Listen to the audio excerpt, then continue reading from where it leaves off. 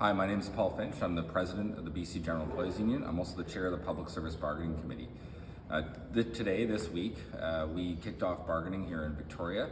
We're going to be back and forth between Victoria and Vancouver in sessions with the government bargaining team. I just want to talk a bit to you about how that works, how the process works, and really some of the key issues that we kicked off. So right now, we've just exchanged proposals, we've given opening statements, and most of those proposals are non-monetary. That means we're talking about contract language. We know that one of the key issues for all of our members is affordability and addressing the affordability crisis. And so we know when we analyzed how our contracts did over the last 3 years, we finished slightly behind inflation, I think 0.14% behind inflation. And we also know that over the last 10 years, we finished just 0.5% behind inflation. So we know that we're close. However, we also know that affordability impacts people more acutely in certain areas. So you may be wondering, what could we be negotiating on a non-monetary sense that's really important? Well, there's a lot of important contract language in there. And I want to highlight three really key things that we've tabled and that we need your support to win this round. So first and foremost, you'll saw that we talked in an email that came out about classifications. And what we meant by that is the Public Service Job Evaluation Plan. This is an evaluation plan that uses a scoring system of benchmarks in order to set levels and rates for pay across the organization. The problem is, this thing is really outdated and hasn't been updated in decades. What that means is that the benchmarks, some of them don't exist.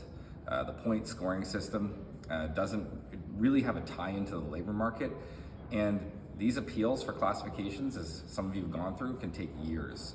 That gives people a false sense of hope. And often, because the system doesn't really work, a lot of positions are actually reclassified using temporary market adjustments and other means. So we're looking to completely remove the Public Service Job Evaluation Plan and replace it with something that's based on a labor market comparison while keeping in critical protections for gender wage parity. The other really key thing we've tabled is, and this may seem a bit mundane, but it's actually getting accurate data for our membership. So we actually want to get good data so we can communicate more effectively with our members.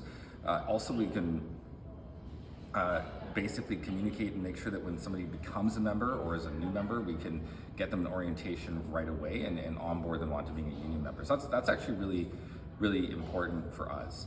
The other one is, and this is a big one, you'll probably notice that in contract administration, when there's a dispute over how a clause applies in a contract, there can often be a really elongated process to solve that. And I think a lot of us have seen the meme of the skeleton waiting for their grievance to get resolved.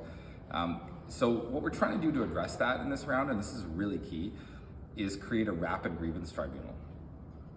What that would see is we take this entire cottage industry of taking a year or 18 months to just resolve a very simple issue. And instead, within 30 to 45 days, we'd throw it up in front of a tribunal and just have it resolved very quickly. Just basically line them up and go through them. And that wouldn't be for anything really critical or important. That would just be for basic disputes. So for example, if a manager denied somebody a couple days of vacation and they believe they were entitled to under the agreement, we get that resolved right away. So those are three really critical proposals that we brought forward this round that are kind of non-monetary nature. In fact, we think that all three of those are going to save some money, both for the employer and for the union. So I just want to give people a bit of a flavor of what we're doing here, what that means that we've tabled non-monetary proposals. I suspect we're going to see what the government's position is around their mandate, around their wage mandate sometime after the provincial budget comes out. Could be earlier, could be later, we're not sure. But right now, we're just focused on coming together and working hard to get the best possible deal for you.